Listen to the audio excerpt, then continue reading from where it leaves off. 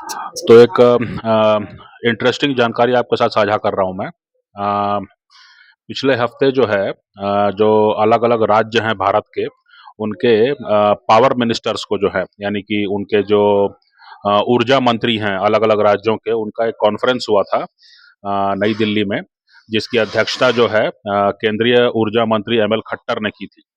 और इसमें जो है ये बात निकल के आई कि जो भी मुनाफे वाली कंपनीज़ हैं, चाहे वो पावर जनरेशन में हो, चाहे वो पावर डिस्ट्रीब्यूशन में हो, और चाहे वो ट्रांसमिशन में हो, है ना? तो ये तीनों कैटेगरी की कंपनीज़ अगर मुनाफ़ा कमा रही हैं, तो उनको शेयर मार्केट में लिस्टिंग के बारे में सोचना चाहिए।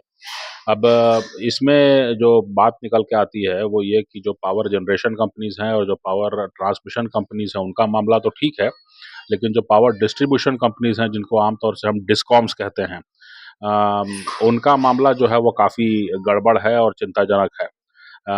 जो अभी जो कर्ज है सभी डिस्कॉम्स को मिला करके, जो डिस्ट्रीब्यूशन कंपनीज हैं, उन पर जो कर्ज है वो सामूहिक कर्ज जो है वो 6.84 ट्रिलियन रुपीस है ना? और जो घाटा है वो तकरीबन 6.46 ट्रिलियन रुपए का है अभी, है ना?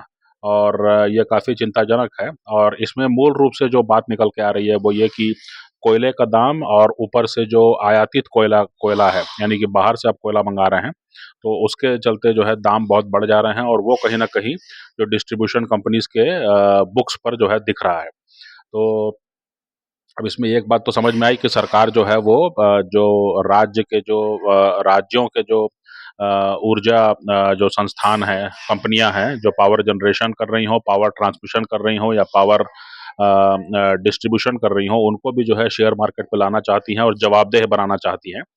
और लेकिन ये है कि अभी जो है कोयले के कारण जो है वो डिस्कॉम्स को है ख़ास तौर से जो है उसमें दिक्कत हो रही है। ये भी बात निकल के आती है सामने। अब हाँ, अब इसमें देखने वाली बात ये है कि अगर पावर सप्लाई जो है वो जो है अगर सोलर पैनल वगैरह के मामले में अगर हो, तो वो जानकारी इसमें नहीं है मेरे मेरे सामने जो रिपोर्ट है ना? लेकिन ये अपने आप में एक बहुत बड़ी बात है कि सरकार जो है वो राज्य स्तर पर भी जो पावर जनरेशन कंपनीज़ हैं और पावर ट्रांसमिशन कंपनीज़ हैं और पावर डिस्ट्रीब्यूशन कंपनीज़ हैं, उनको भी जो है इस बात के लिए प्रोत्साहित कर रही है कि वो शेयर मार्केट में लिस्टिंग हो उनकी, है ना? और अभी जो है एक कोई डिस्कॉम्स रिफॉर्म्स स्कीम भी चल रही है ना? जिसमें कि जो है जिसके बारे में अभी चर्चा चल रही है, लेकिन उसका डिटेल अभी हमारे पास नहीं है। लेकिन आने वाले वक्त में जो है इसके अच्छे बुरे परिणाम क्या हो सकते हैं, इसके बारे में जो है आपको और हमको ज़रूर सोचते रहना चाहिए।